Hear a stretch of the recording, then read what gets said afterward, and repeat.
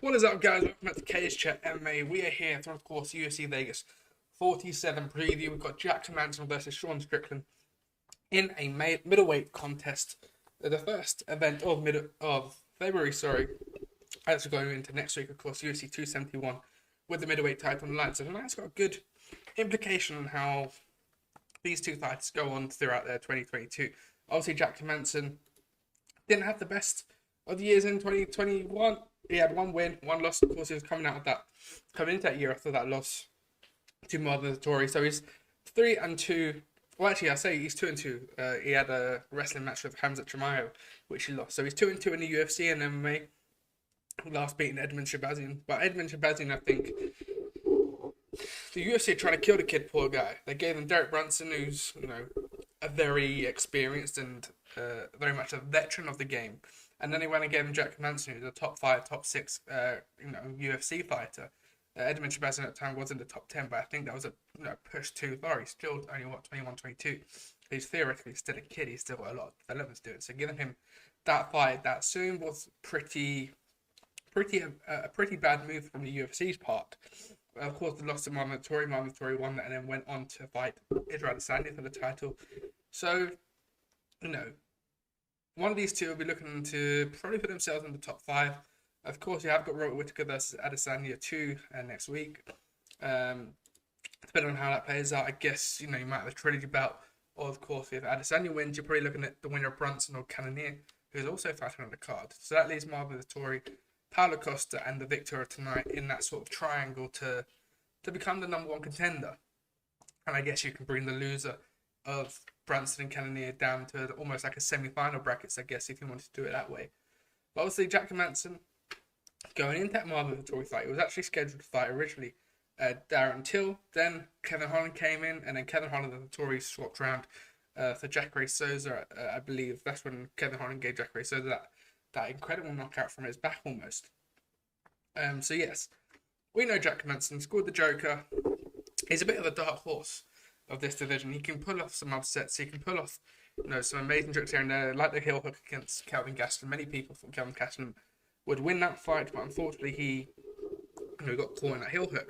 And we can see Hermansson pick up this sort of, I don't know, he play this sort of magic card, or get a win when we're not expecting him to. He's the dark horse of this division. Probably, rightfully called the Joker. He's former Cage Warriors alumni, of course, fighting out of Sweden and Norway.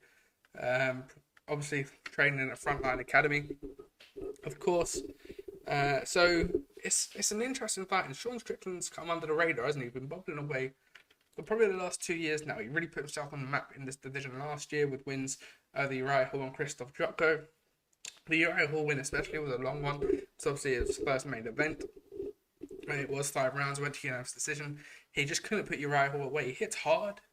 And he seems to have a good chin himself. We saw that in the Brendan Allen fight when he knocked out Brendan Allen in the second round. Both of them were trading back and forth, and it was Sean Strickland that landed the final blow. And he did put a beating on Jotko. And if you remember, he's got this Kevin Holland aura about him, where he's talking in the octagon. The past 2 years is probably why his predominance has risen so much. Is because you can hear the talking in the octagon, you can hear the personality, and then they're talking to their opponents, asking them why they're still standing, or you're the toughest guy I fought, or something, or why aren't you being knocked out, why are you just doing this? And Sean Strickland, he does remind me, it's quite ironic he's fighting the Joker, because he comes across a bit of a joker himself. You see him on social media, he does have this sort of aura, and I don't know if it's a gimmick at the moment, it's somewhere between a gimmick and real life. He has this sort of sociopathic sort of tendencies in his tweets and his presence, I guess you could say, almost like the Joker. I think the new Batman movie is coming out next month, I think on March. He would be a perfect Joker, and he even said, which probably pushes him back a little bit. Should he get the win tonight, he'd be the worst champion in the UFC, or he'd be the worst choice for a UFC champion because of his marketability. But I could see him being in movies. I could see him being in dramas and things like that, and being the bad guy. It's a really interesting one, and tonight's a good one. I am edging towards Sean Strickland. I think he's on a bit of a charge at the moment, and he's on a 5-fight win streak since that loss to Zaleski back in 2018 at UFC 224. and he's really putting his game together now. Of course, there's been talks about his training, you know, his training methods, especially with that jiu-jitsu coach. If you remember, midway through last year, I think it was, with his arm getting caught and him losing his shit really. And then there was a video a couple of weeks ago of him knocking out a training partner, a sparring partner. I mean, he's getting successes from it. You can definitely question the methods of the training and maybe the releasing of the footage of the training as well. It's almost like he's taking a satisfaction out of it already when, you know, sparring and training isn't a war mode for 80% of the time. Sometimes, you know, the last 10% is a hard sparring, you know, getting ready for your fight, etc. But sparring and training shouldn't be you're trying to take your opponent's head off. It's you're trying to grind and get each other's skills better. But Sean Strickland certainly takes the satisfaction, as I said, out of knocking out his opponents in training. So let's have a look at the tape. 22-6 against 24-3-1. Sorry, it's a very close records and experience. Obviously, Sean Strickland's coming in on better form at the moment. Both 6'1", both came in at 186, 185 mark in the middleweight division, of course. We went 1.5 for each of the lines there for Jack Hemansson. And this is where, you know, might play a factor as a 5-inch leg reach of the line. So Hermansson, who has got good kicks and good punching. You know, he's a more well-rounded fighter, where Sean Strickland's more of the brawler and going to knock you down. He's not really going to, you know, he's not going to pull out any jiu-jitsu moves. You know, he's not going to pull out a submission attempt on you. He's going to look to really beat you down, grind you down for 5 rounds. Or 3 rounds if it's scheduled for 3 rounds, but this one being 5 rounds. He's going to look to grind down. You know, he's coming to that 3 decisions in his last 5. One ground and pound finish in round 2, and the other one a knockout in round 2 also. So it depends on the chin, I guess, of Jack Hemansson. There's no problems of seeing, you know, we've seen Sean Strickland, you know, main event and go 5 rounds before, so there's not a question of him, you know, being stuck under the headlights or not being able to go 5 rounds because we've not seen him before do that. It's a really good fight, and it's a good test of both competitors, because Jack Hemansson does need to get that little bit of steel back and a little bit of what he had going in 2020. There was a bit of smoke behind him, and it, you know, it extinguished last year, and he needs to get that fire back under his belt and really push on this year. It is a tough fight to predict. I think it's going to go 5 rounds. I don't see either of them getting a finish tonight. It could be a bit of a war. Both of them had that ability to go to war and put out a tough battle. But I do think Sean Strickland is just going to edge it for me personally. And it's going to be interesting to see how that landscapes the middleweight division. I think obviously that moves up to top 5. And let's have a look at the rankings, of course. As we mentioned, Israel Adesanya, Robert Whittaker 2 next week at 271. That's going to be a cracking fight, incredible matchup that we needed to see. Marvin Vettori, I believe at the moment, is unmatched, as is Paulo Costa. And of course, I've got Cannonier versus Bronson next week, also in that co-main event. Let's have a quick look at Marvin Vettori. So Marvin Vettori hasn't got a fight coming up yet, has he?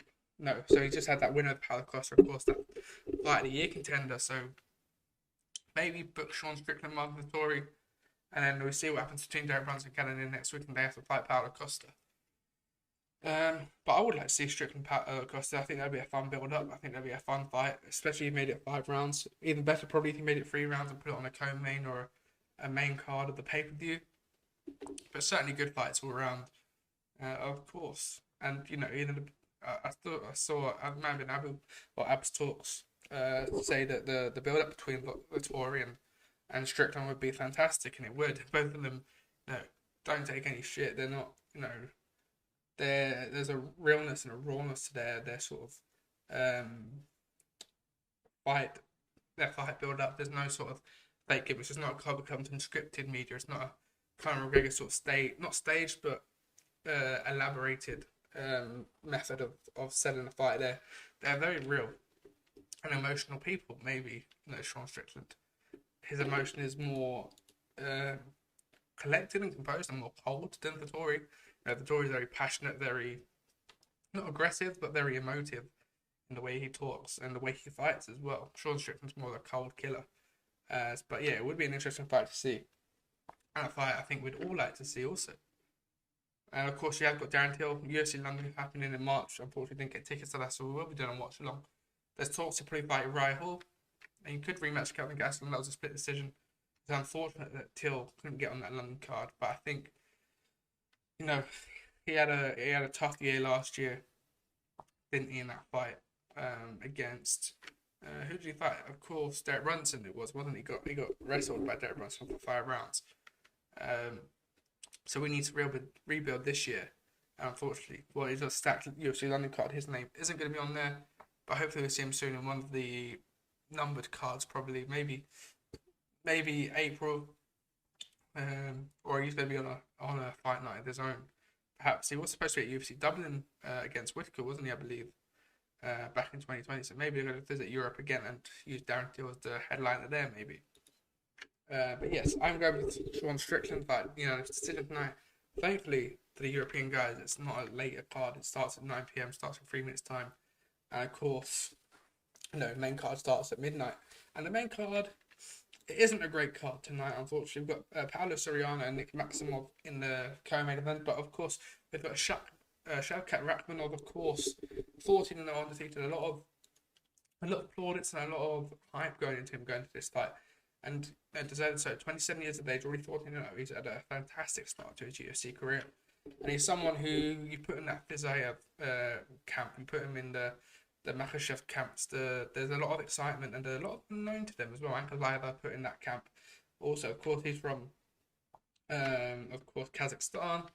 Of course, but he brought, fantastic win against Alex Oliveira, submission win against Michael Perezares. Second round rear naked choke, of course, back in June. So he's had a fantastic start to his UFC career, and he's a real potential problem at 170. Of course, Hamza Chimaev's taken the steam out of that division because of the way he's handled his opponents. But certainly, Rakhmonov is certainly maybe 2 steps behind him. A win tonight, maybe see him face someone like Mikel Pereira, someone of that caliber. A fun fighter, someone who's going to sell with him, and someone who, if he gets a good win, you stand back and go, wow, he's just beaten Mikel Pereira, or insert name here, maybe Ling Jiang Li, or maybe of that caliber. He's certainly looking at that 20-16 category with a win tonight. I do think he gets a win against Carlston Harris, who is 17-4. Of course, he beat Impa Kasanganay by a finish back in September. He's on a 5-fight win streak himself. Two wins in the UFC, 1 in UAE Warriors, but prior to that, and then of course 2 wins in Shooto Brazil. So that's a good fight. But I do think Rakhmonov should get a win here tonight. Probably a highlight reel win, a knockout in the first or second round, or maybe another submission in the second round, and moves to 15-0. I listened to the fight circles, and Nick Pete specifically and especially is they're very hot on the heels, and I think he's got a point to be hot on the heels of Shavkat Rakhmonov. He's a class welterweight and a class fighter to watch. We've got Sam Alvey versus Brendan Allen, of course. Brendan Allen having prize with Sean Strickland, of course, but he's not had a perfect time as of late. Of course, he's 2-2 in his last 4. He got lost to Chris Curtis. He lost that via round 2 finish. Of course, he was going to look to get back in the win corner. He has got wins over Soriano and Robertson. Of course, while Sam Alvey somehow, with all due respect, we see some names get cut out from the UFC, and he's certainly, he's become an astute, I guess, exemplary sort of employer. I guess he never turns down a fight. By the sound of it, he's always competitive. He's always fighting, 3 or not, but he is on a 6-fight loss streak now. He lost to Wellington Turman via split decision. Prior to that, Marcos Ryan Spencer, he had a draw against Dion Jung. Split decision draw, or majority decision draw, I guess, at UFC 254, but he's not won since 2018 against Gian Vellante, split decision win there. Of course, so, he's on that downward spiral. He's come towards the end of his career. And another loss tonight could see him get cut from the UFC. Of course, this wasn't his originally planned and scheduled opponent. He was supposed to fight Phil Hawes, but he pulled out with injury. That would have been a good fight. And of course, Ian Heinisch withdrew also. So he's had 2 competitors pull out on him tonight, but he's making the walk, as is Brendan Allen, who steps in on short notice. Now, the sticking out, the fight that sticks out on the main card for me is Brian Battle versus Trajan Gore. We just had the announcement that Juliana Pena and Amanda Nunes will be the next coaches on the Ultimate Fighter season 30. Of course, they'll be having their rematch after Juliana Pena shot the world at 269. But Brian Battle and Trajan Gore, they finished the last season 29 as the top two. Obviously, they were supposed to fight, but Trajan Gore couldn't compete on the night, so Brian Battle came out the winner of that, beating Urbina, of course, Gilbert Urbina in the final back in August. But I think this is an exciting fight. Trajan Gore only 3-0, but he's a fantastic athlete. He really shone in that series, as did Brian Battle. The two of them both, showed their prowess and their bit of their rawness in this. But both of them showed why they should be in the UFC or close to the UFC. And of course, they signed Gore regardless of not being able to make the Ultimate Fighter final, which I think was fair. And he finally makes his UFC debut tonight, of course. But it's going to be an interesting fight. Both of these, it's almost been touted as the real Ultimate Final or finale because these were the two original fighters of that card. And I'm excited to see it, of course. I think it's going to be a good scrap for both of those guys, and it could be a fight tonight. But yeah, it's a fight that I'm most excited for outside of the main event. You've got Julian Rosa versus Steven Peterson. You've got Marjon versus John Castaneda. Hakeem Dawodu, fantastic fighter. 12-1 in the featherweight division. Always brings a good, fun fight up against Mike Trizano. Marc-Andre Barriot versus Shidi Nojakuani. Apologies if I butchered that name. Getting in the 185-pound division. Alexis Davis versus Julius Stolyarenko. That's going to be a fantastic fight in the bantamweight division, of course. Danilo Marquez versus Jayton Almeida. Jason Witt against Philip Rowe. And, of course, Malcolm Gordon versus Dennis Bondar. Opening up the card, hopefully in about 10 minutes, I'd imagine, once they get through the opening stages of the proceedings, I guess, of the show. So, yes, I'm going to leave it there, guys. Let me know your predictions down in the comments down below. Again, Jack Hemansson, Sean Strickland. Outside of that main event, which fight are you most excited for? Is it the Ultimate Fighter finale part 2, I guess you could call it? And yeah, let me know what your thoughts are in the comments down below. We will be back for the recap tomorrow, of course. I didn't make one for 270, full-time work, etc. So we're gonna talk about UFC 270 in that recap, and of course, and the emergence of UFC London and everything that's been going on this week. So make sure to hit that subscribe button. Make sure to drop this video a like, share it around on social media. Follow us on socials at CageChat MMA across Twitter, Instagram, and Facebook. And I'll see you guys on the next video.